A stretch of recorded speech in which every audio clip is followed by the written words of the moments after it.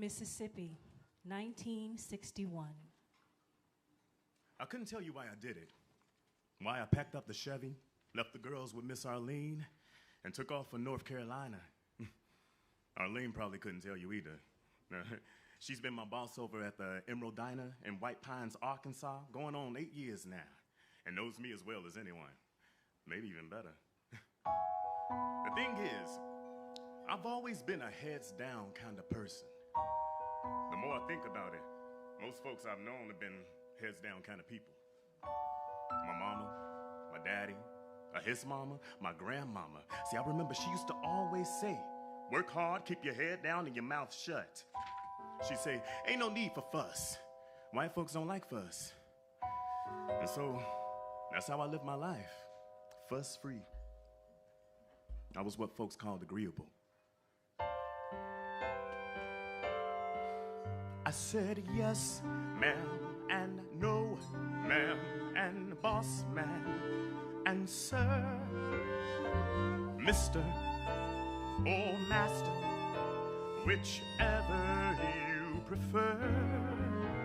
I was meek, I was mild, well behaved, I was childlike, day and night, in the presence of white folk who could turn on a dime at a wrong look or sign and accuse you of something that you didn't do and take away all that was mine.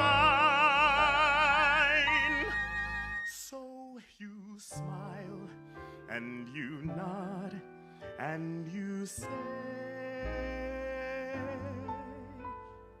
yes, ma'am, and no, ma'am, and boss man, and sir, Mr. or master, whichever you prefer.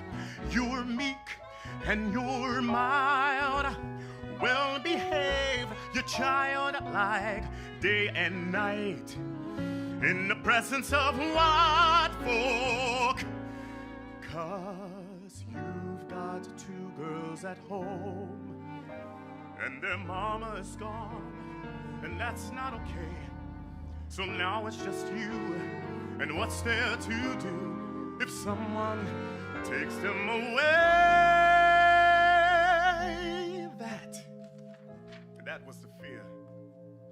Losing my Sam and Ruby, my twins. I couldn't tell you where it came from exactly, except from knowing that some folks have power in this world and some folks don't.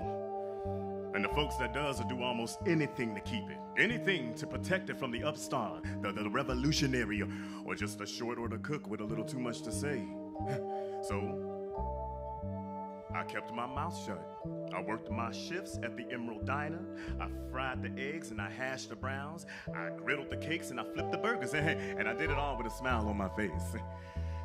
In the beginning, a few of the regulars, they had a problem with me making their food on account of, but Miss Arlene, who was the lily whitest woman I'd ever seen, translucent almost, she set them straight real quick. Yeah, she had known my mama. Her mama had known my mama. They were as near to as friends as they could possibly be at that time. And she knew that I knew my way around the kitchen. And so when the job opened up, she told Arlene, go on, hire that boy. And whenever folks complained, never about the food, mind you, she'd tell them, well, if that's how you feel, there's the door. Don't let it hit you too hard on your way out. And I hear her say that. And I hear that bell above the door chime. And I grin just the tiniest bit, but not so that anybody could see. And that was how it was. Of course, everything changed. Not even a month ago, when I left White Pines to follow the Freedom Riders. Now I hadn't known nothing about them. Not until Reverend Pickney mentioned them in his sermon on Sunday after they left out of D.C. They told us we ought to be praying for them, for the brave souls that were riding Greyhound buses through the South in order to challenge the segregated travel system. And I remember I mentioned them to Arlene, and I mentioned how I was sort of inspired by them, by what they were doing. And she must have heard something in my voice, a kind of excitement she ain't heard before. And she said something like, I reckon you weren't. I was sort of inspired in Greyhound. Nothing about them. Not until Reverend Pigney was. Of course, everything changed. Not even a month ago, when I left White Pines to follow the Freedom Riders. Now I hadn't known nothing